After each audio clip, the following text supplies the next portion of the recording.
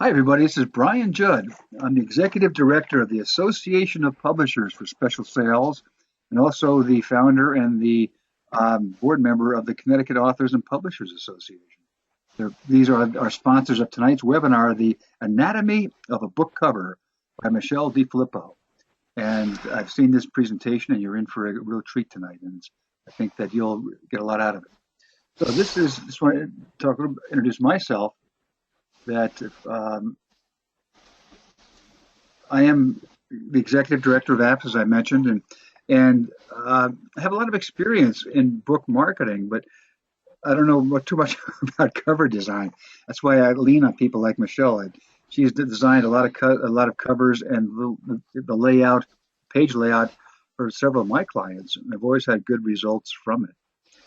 So that's why I asked her to be our presenter tonight on this topic. I'd just like to introduce Michelle. Michelle DiFilippo owns 1106 Design, a Phoenix company that offers top quality book cover and interior design, editing, author websites, and more, with hand-holding every step of the way. But creating a great book is only the first step. Indie publishers face a blizzard of choices. Michelle's coaching can help you analyze the options and choose the solutions that best advance your publishing goals. So I will turn this over to Michelle now and take it away. Well, thank you, Brian. Just hit the show my screen and you can, it's all yours. Oh, okay. There we go. All right. There you are. Okay, thank you. All right. Thank you, Brian, for that nice introduction, and thank all of you for listening today and giving me this opportunity to talk a little bit about one of my favorite subjects, and that is cover design. So I thought today I would start with 4 topics. First of all, what is a book cover? How should it look? What makes a book cover work? And then I'd offer a few tips on choosing a cover designer and working with a cover designer so that you have a pleasant and a successful experience.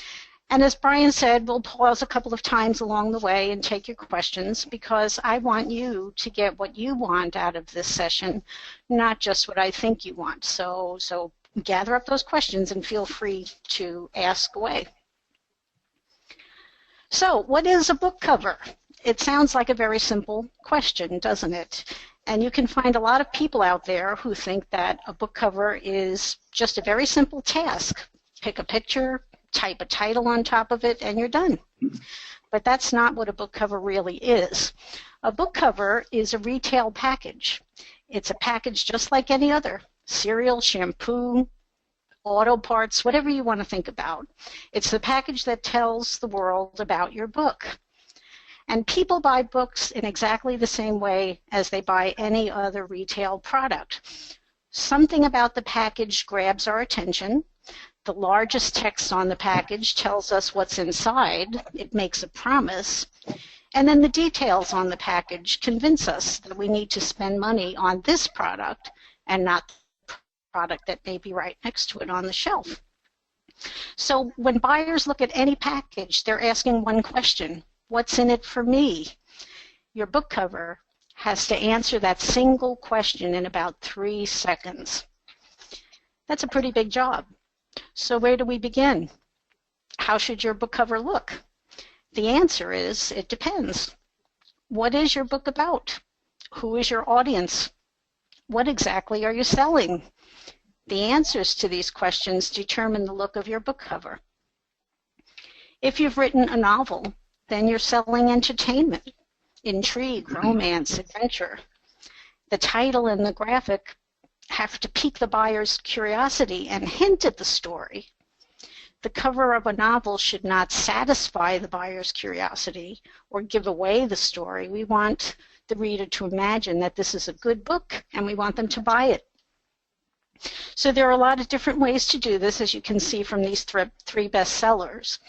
Sometimes, as in the case of Stephen King, the author's name is the largest item on the cover. In Stephen King's case, that's entirely appropriate, because nobody cares about the title of his next book. They just care that it's finally available. In the middle example, we see the title first. the author's name and then the title first, and then a small iconic image that gives us a little hint about what the story may be about. I don't know, razor blades look pretty scary to me. And then sometimes we see the image and the title together, as in The Martian. And that tells us something about the story before we even have a chance to ask. So in fiction, you really need to get people interested, and then they will stop and read and learn more about the book before they decide to buy it. If you have written a nonfiction book, then we have the opposite challenge ahead of us. We need to tell the buyer as much as possible about the content so that we can move them toward that buying decision. On the left, Wheat Belly is a cookbook that asks us to give up bread and pasta, which is unthinkable to most people. So the cover, the publisher of this book, had to reassure buyers that this idea is not as crazy as it sounds. How did they do that? 30-minute recipes, 200 of them, pictures of food that look normal. That can put the buyer at ease and make them think to themselves, well, gee, that looks like good food. There's 200 recipes. I'm bound to like a few of them. Let me see if this is a good buy. In the middle cover, Laugh Out Loud Jokes for Kids, the design uses very funny fonts, right? So we know immediately that this is a joke book. But there's a method to the madness here. These fonts are also old-fashioned, so it sends a serious message to parents. This is a book that's safe for my kids to read. It's like the good old days. I don't have to worry if I buy this book that it's going to be filled with profanity or things I don't want my kids to see. This book is safe. In the Humans of New York cover, the cover reflects exactly what the book is. It's a book of photographs about people in New York. So we have no doubt about what we're buying when we see this cover. What if you are selling yourself? That happens in some cases if you're a speaker or a coach or a consultant of some sort. Some books sell two things, not only the author, but the topic. So the buyer is interested in not only the message, but who is delivering the message. And so that kind of cover would be designed in a different way. What if your book is a series? If you're planning a book series, all the titles should be written and all the covers should be planned before the first cover is designed so that you can establish a brand for your series of books. People have a lot of messages running by them all day, every day. If you establish that brand at the beginning, they're going to remember, oh yeah, I read the first one, or I read the second one, or the third one, and you will be recognized when it comes time to promote your next book. This title here, 10 Shoes Up, is a novel from Phoenix author Gary Stewart. And on the right are 4 concepts for his second book. The fonts are the same, the background is the same, and similar types of images. The colors change, but still it's clear that any one of these 4 concepts on the right belong with the first book. So that's what you always want to do if you've written a series. So once your manuscript is complete, you are no longer a writer. You're the owner of a publishing business. And once you know what you're selling and who you're selling it to, it's time to think like a publisher. When major publishers design a book cover, they don't care what the author likes. They only care what their buyers like. And publishers always begin the cover design process with research. And you can do the same. Now, how do we know what buyers like? It's easy. We can go to Amazon and look at the bestsellers and see what they're buying. So to get a sense of what your cover should look like, you can study the best-selling books in your genre and look at upcoming releases from major publishers and talk to the buyer at your local bookstore. And then you can share this information with your cover designer so the two of you can emulate the look and feel of these successful book covers. In this way, you can borrow some credibility for your title. If your book cover is designed to look like the bestsellers, then people will overlook the fact maybe that they haven't heard of you. If you go forward with a book cover that looks self-published, they may look at it and they may say to themselves, gee, I don't know, that one looks a little risky. I think I will pass. So it's very important to design your book in a way, in the same way as the bestsellers are designed in your genre. In these business books, the design is straightforward. Classic type fonts telegraph the message that the advice inside the book is reliable and trustworthy. And that, of course, is what business book buyers are looking for. In these three mystery suspense bestsellers, the colors are bold and the type is in your face. You can't ignore the titles of this book. You can almost feel your blood pressure rising just by looking at the covers. You know that these books contain adventure. So now look at these religious and spiritual books. They have an entirely different look and feel. The colors are soft, and we have light emanating from the background. And the look and feel of these covers is, well, religious and heavenly. So this is what people look for when they're shopping for a book on Amazon. So you have to make sure that your cover fits in with what buyers expect to see, because what you want to do is you want to put them at ease and allow them to choose your book without feeling they're taking an unnecessary risk. So do we have any questions before we move on to the next section? We do. There's a question from George that should unknown authors put their name at the top of the page in large type as the well-known authors do? I do not recommend that because if you're not a well-known author, then you're not the selling point yet. You can do that when you have a couple of books under your belt maybe, or when you've experienced some terrific sales and you're starting to become well-known.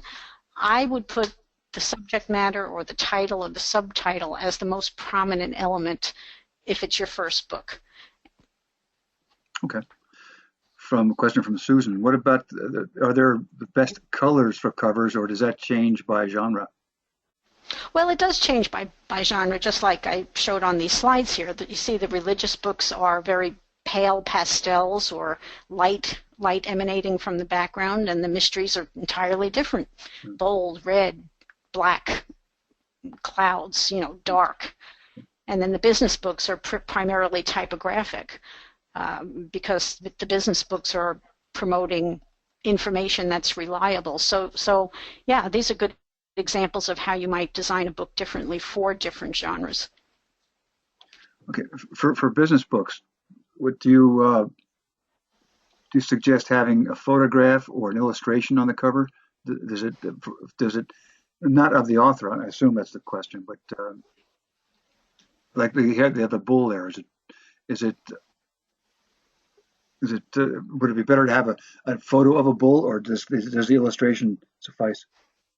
Oh, I don't think it matters whether it's an illustration or a photo, but as you can see here, business books tend to either be all type, like the 7 Habits of Highly Effective People, or if they do have an image, it's usually a small iconic image like the pencil or the bull.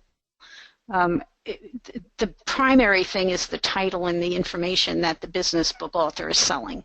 That should take center stage. Okay. Question from Laura. Are there copyright issues in imitating another author's bestseller cover? For example, one of your slides imitates the cover of Blink and others by the same author.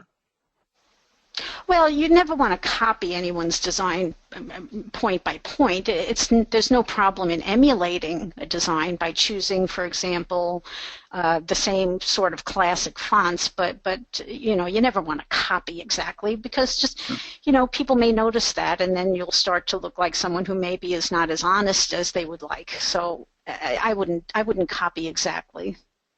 Okay. Question from Mary. How does cover design relate to interior design? Many authors are aware that the cover is important, but how important is that the cover design match up to the interior? Well, the cover doesn't have to match the interior, but of course I'm of the school of thought that your interior should be just as professional as the cover. It should be designed by a designer and typeset properly. A lot of indie authors make the mistake of designing, hiring a designer to create a great cover, and then they lay out the book in Word themselves. And so what they're essentially doing is wrapping a good cover around a poorly created interior. And that's not going to do you any good because buyers know the difference, The interior of the book doesn't have to exactly match the cover, although when we do it, we try to pick up the same type fonts and the same look and feel. But the interior should be definitely compatible with the cover. Okay. One from Richard. For online, should the title be very bold that can be read as a thumbnail? Well, yeah, that's always a consideration when we design any cover. We want it to look good in actual size, and we want it to look good in thumbnail size. So when we design a cover, we always test that, and we ask the author to test it too. Reduce it on screen to 25 or 30% so you can tell if the title is visible online, because most books are sold online now, so that is the first thing that people see. So the title at least has to be visible.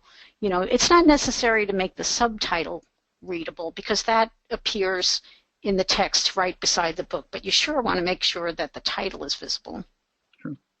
Just as an aside there, it's also very important considering for a catalog, that if you have your book cover, it will be a thumbnail size in a catalog, so it should be readable and it should be able to stand out with good color. Sometimes a white cover like the one on the left is not as doesn't stand out as much in a catalog as the Michael Lewis one does because of the cover. But also, the type is all good on those. That's right. That's right.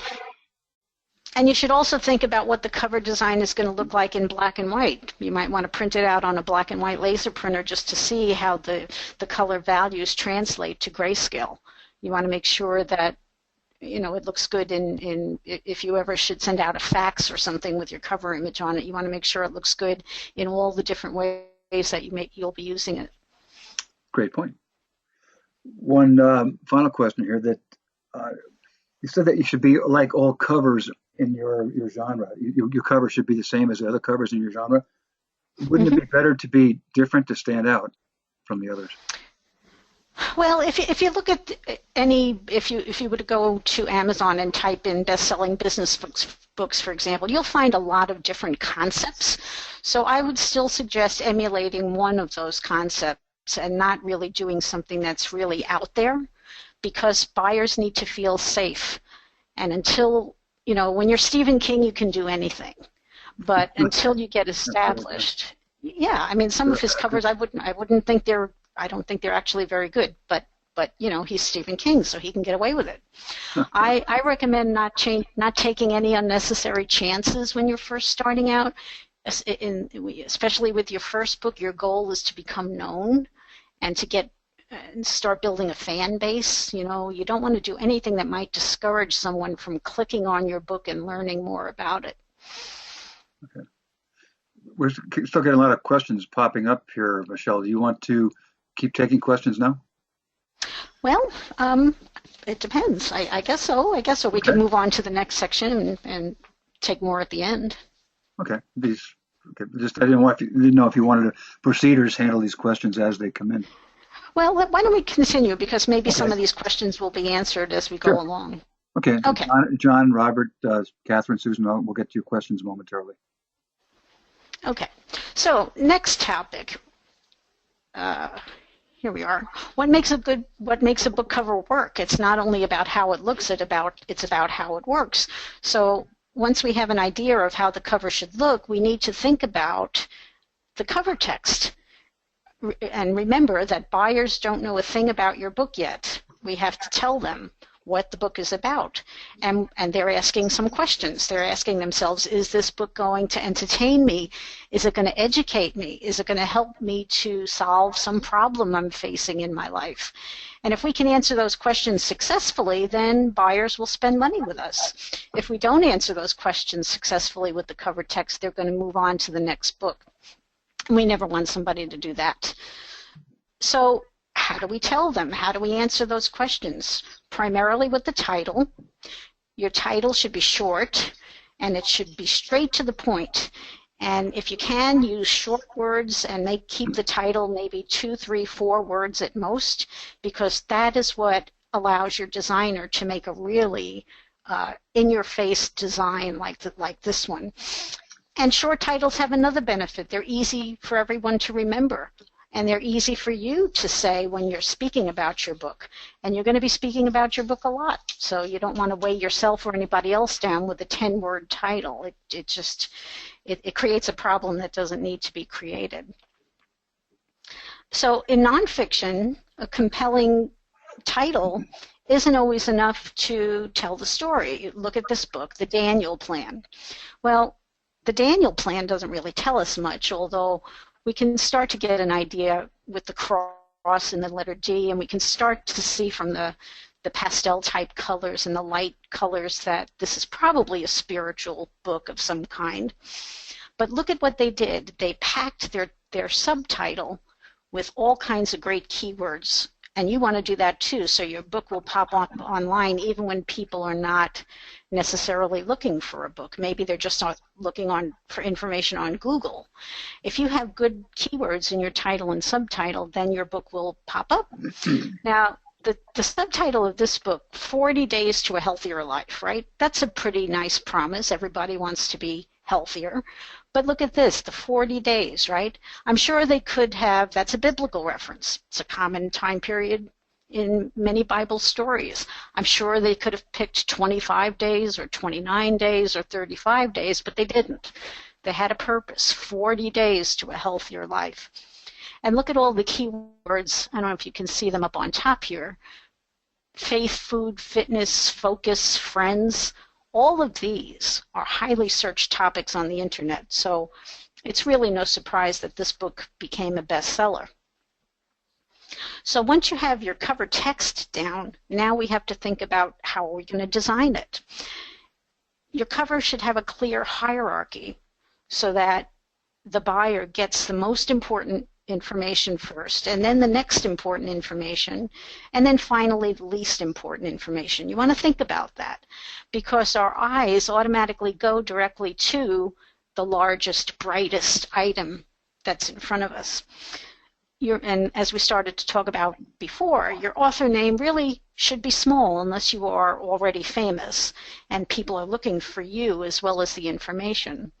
Now, on this cover, this author is famous, and so his name is a little bit larger than it might otherwise be, and he included his picture, but still, with the hierarchy that you see here, there's no question what this book is about.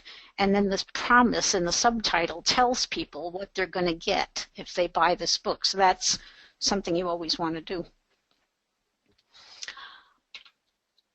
And after you think about the hierarchy, then you need to think about the mood of your cover. The cover design has to capture the mood of the text that's inside. So in the sample on the left, we know this is not going to be a happy story, don't we?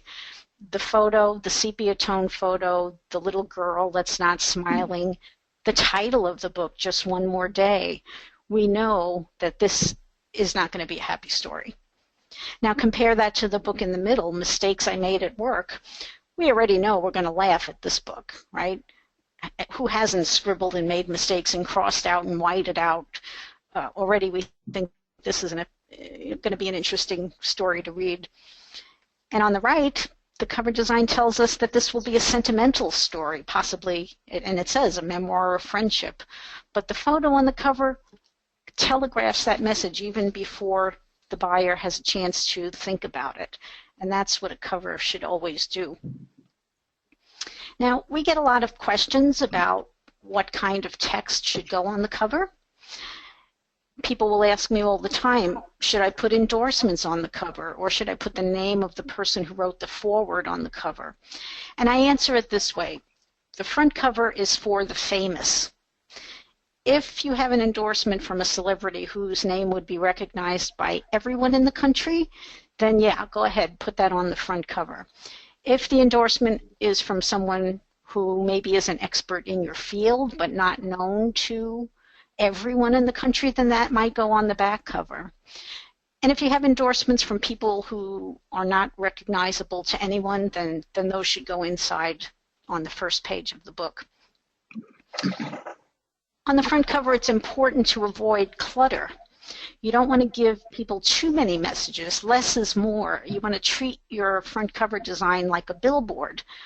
We don't want to confuse buyers, because when buyers are confused, they don't stop to figure it out. They go on to the next book. So what kind of text should go on the back cover? If the front cover has done its job, it pulls the buyer around to the back cover text or the online text. The back cover is where you close the sale. The front cover gets people interested. The back cover sells them. So every word on your back cover counts. If it doesn't sell your book, leave it off. How many words should you put on the back cover? Once upon a time, publishers would put about 600 words on the back cover. Not anymore. Today, people want information and they want it fast. So now I recommend 300 words or so for the back cover. I also recommend putting a headline on your back cover. Don't make the reader or the prospective buyer wait for your most important message. Give it to them in a headline. And then if the headline grabs them, then they're likely to read more and get to that buying decision. You can put a summary of, if your book is nonfiction, you can put a summary of the book. You can put some bullet points maybe that tell them what's included in the book. And then I always recommend that you close with a call to action.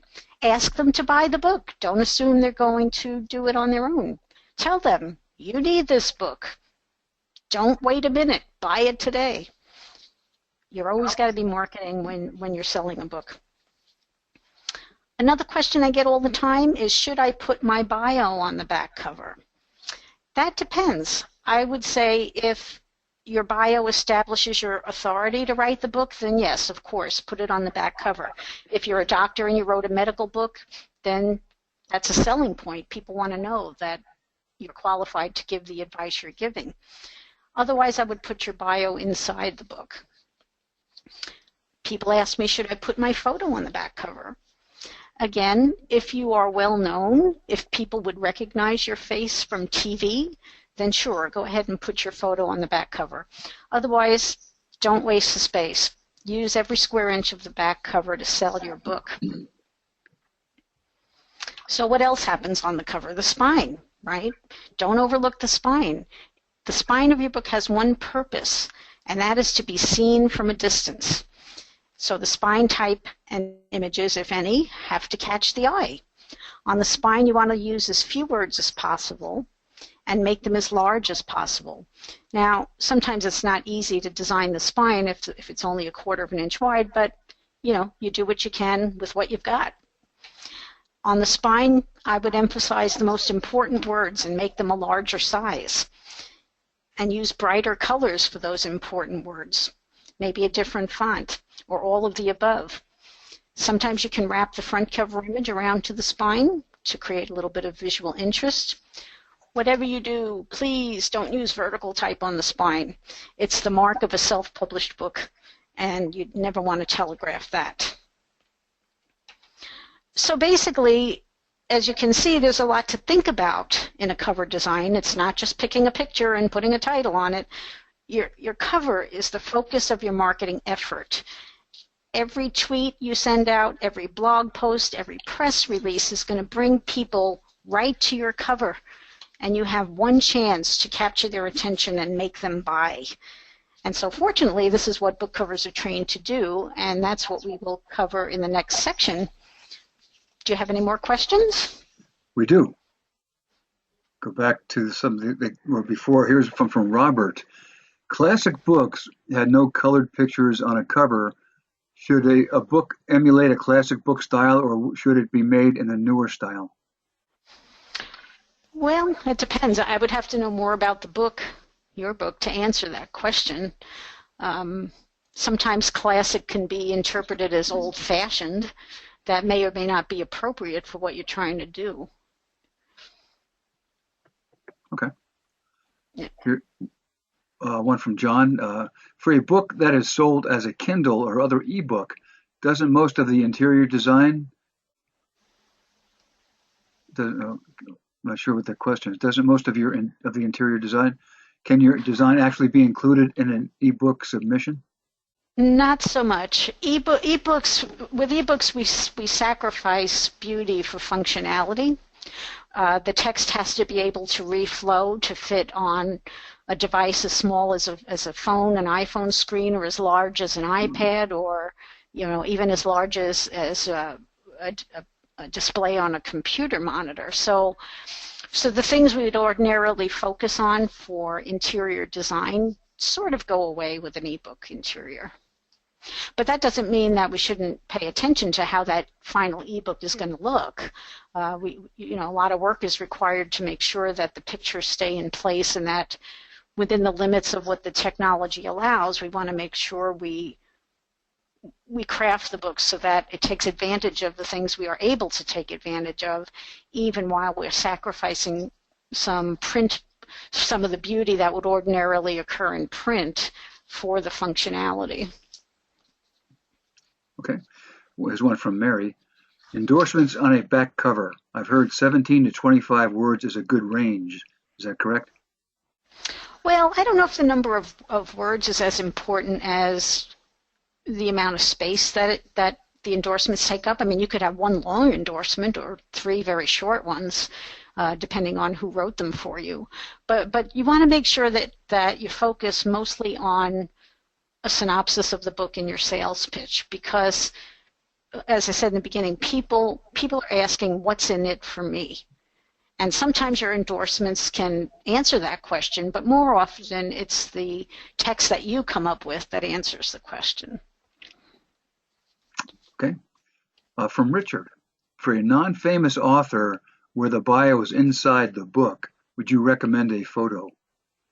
Oh, yeah, sure. That's a good place to put a photo.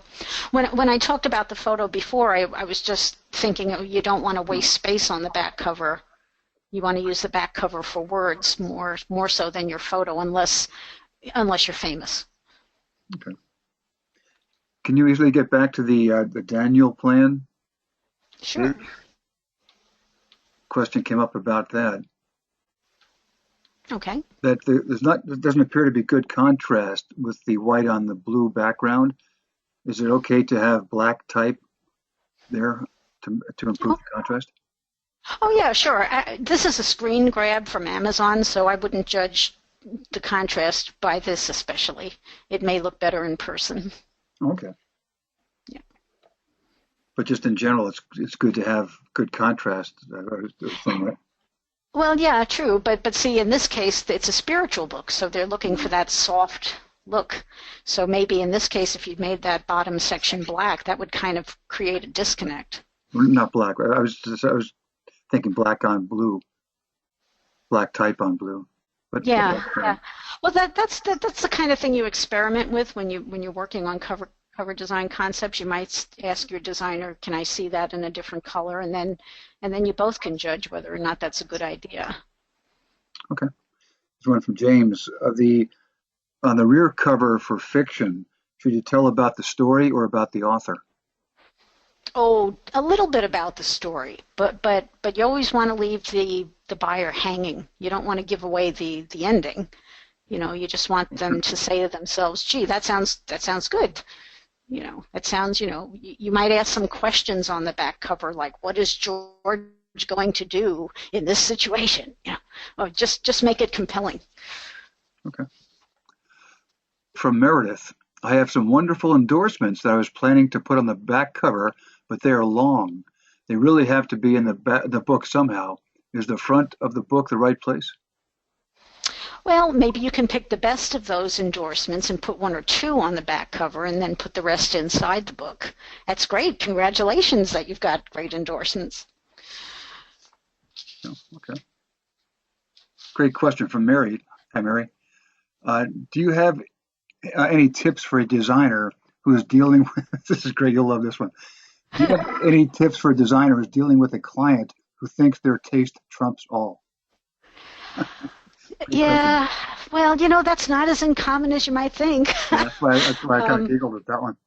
Yeah, I think every designer kind of battles that to some degree. You try to, you try to accomplish two goals when you have a cover design project in front of you. You try to provide good design, and you try to make your client happy.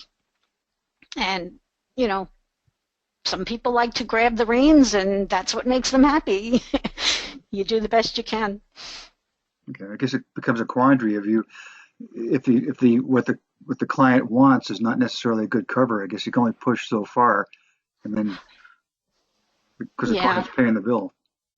Well, yeah. I mean, I always push back and I always explain, but you don't want to get into a battle where it's just, you know, I think my taste is better than your taste. Oh yeah, When I push back, I try to give good, solid reasons, marketing reasons why what they're asking for may not be in their best interest. But ultimately, every business has to please their clients. It's just the way it is.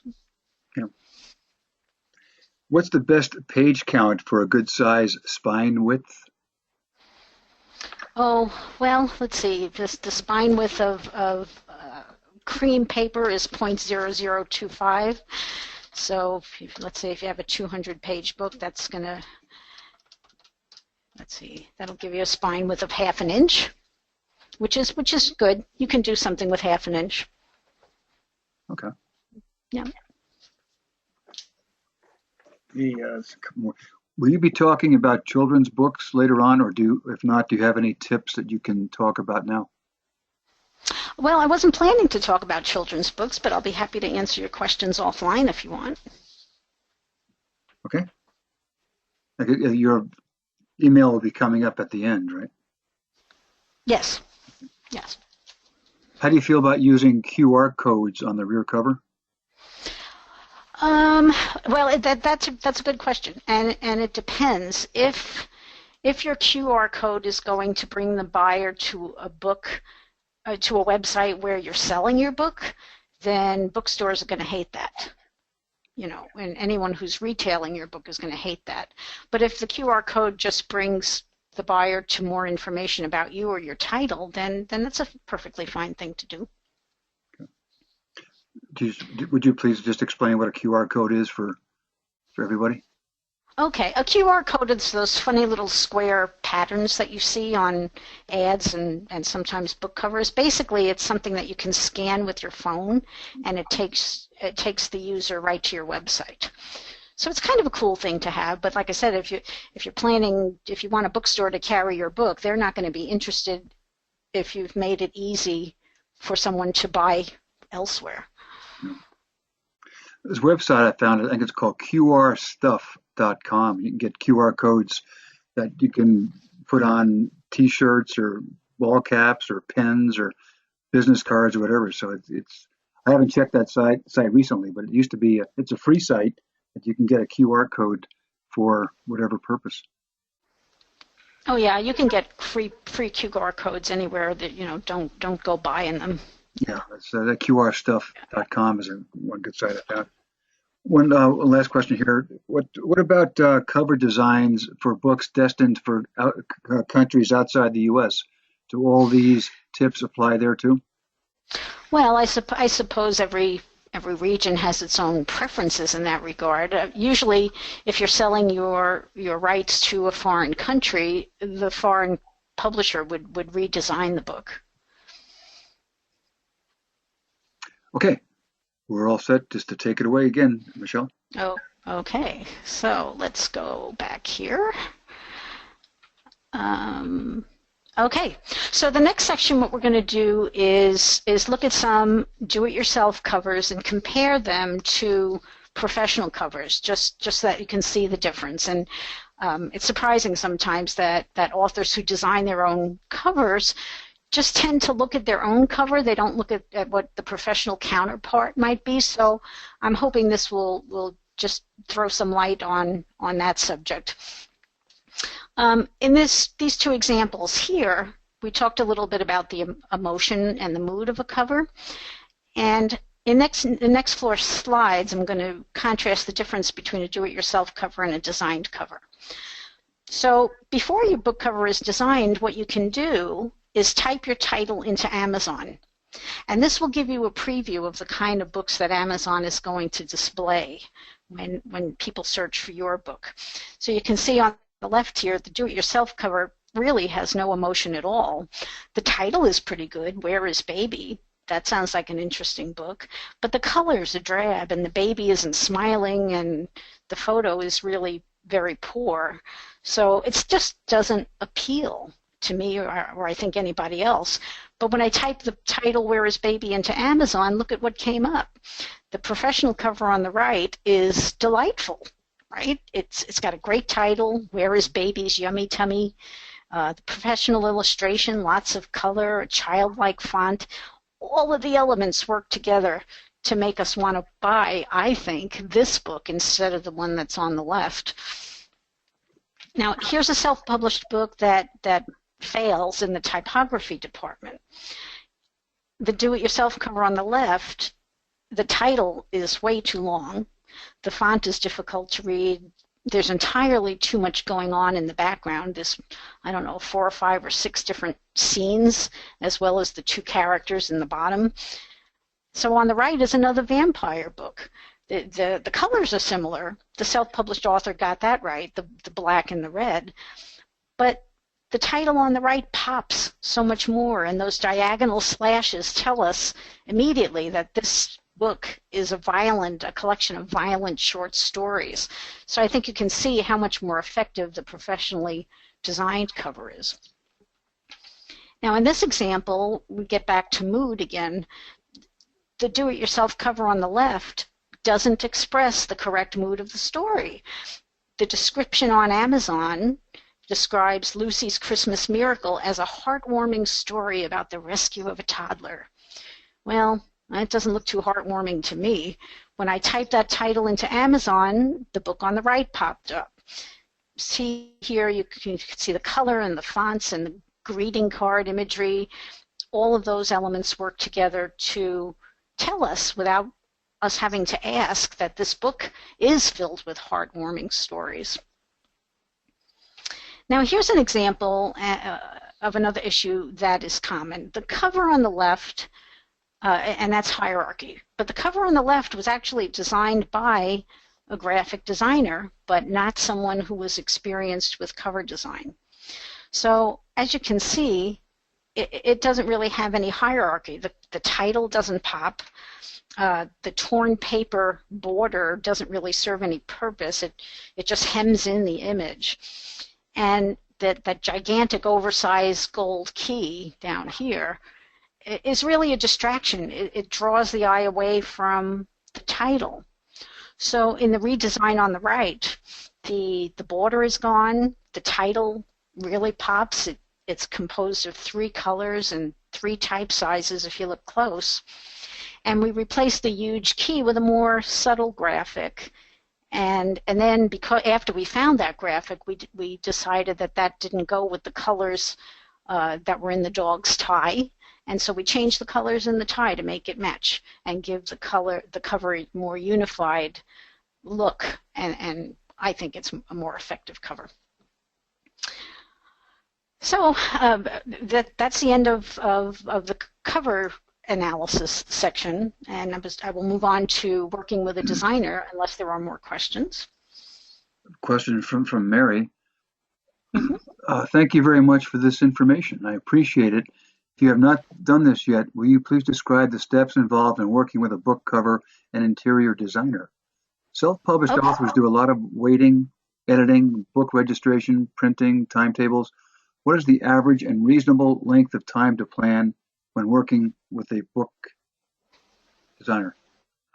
Well, that's a great question, Mary. It depends on the number of services that you're ordering. If your manuscript is already edited, then of course the design process can usually be completed, I would say, in counting rounds of revisions and so forth, usually 8 to 10 weeks. It would be a good time period. If you finish sooner, then great. Everybody can celebrate and relax a little bit.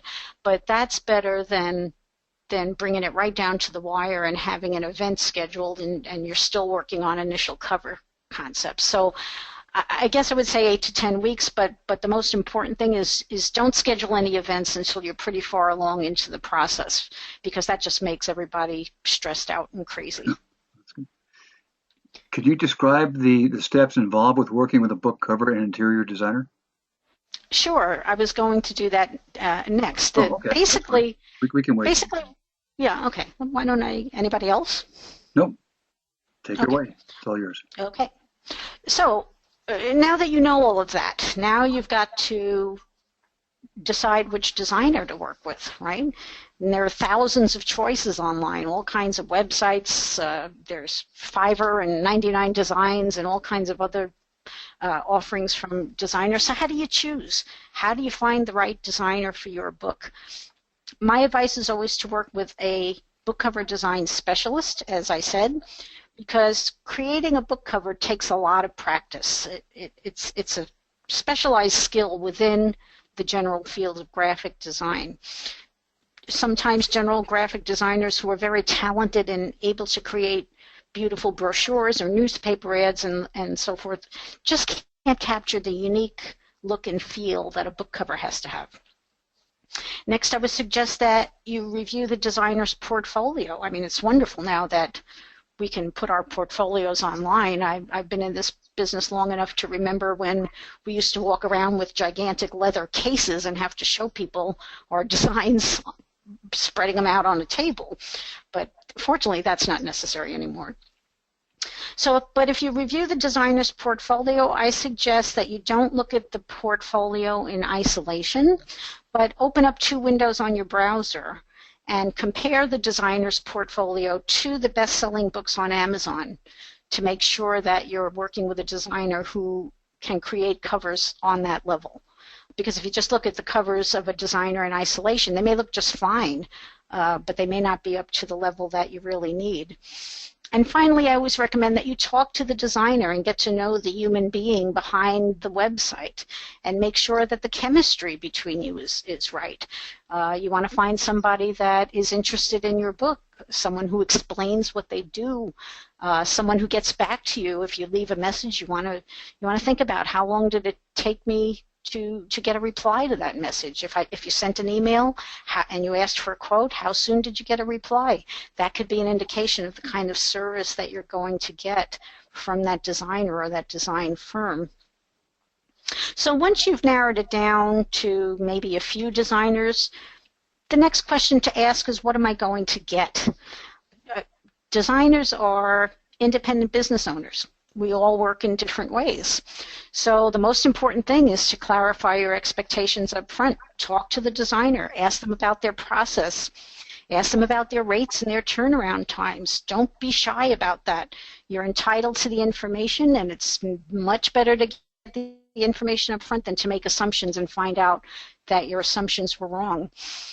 If you have a firm deadline, please tell your designer in the very first conversation, because we want to meet your needs. You know, it doesn't help to tell the designer in the middle of the project, oh, by the way, I need everything done in a week, because then there's not much we can do about that.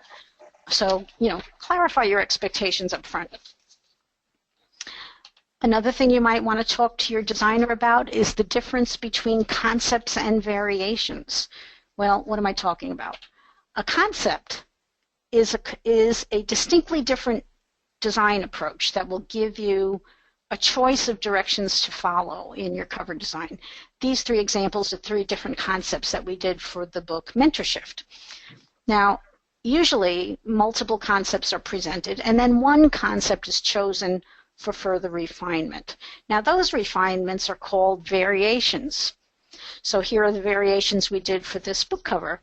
A variation is just a small change in the design to see what it looks like, in this case, with different colors. Concepts, of course, take more time to develop than variations. So we've seen some designers in the marketplace call these 3 variations concepts. So you want to make sure if you're working with if you're thinking a designer is offering an appealing low price, make sure they know that you know what you're going to get. Are you going to get concepts, or are you going to get variations? Very important difference to clarify before the work begins. The most important thing when you're working with a designer is make sure there are no surprises. Ask your designer how many revisions are included in the quote, and I always say watch out for the words unlimited revisions or reasonable revisions. there's no such thing as unlimited revisions, right? Nobody works for an unlimited amount of time for a flat fee. When someone says unlimited revisions, what they really mean is that at some point in the process, they're going to quit. You don't know when that is, but they do. So there's no such thing as unlimited revisions. Reasonable revisions are also open to misinterpretation. What's reasonable? Maybe the designer thinks 3 rounds are reasonable, and maybe you think you'd rather see 8 or 10 or 12 rounds of revisions.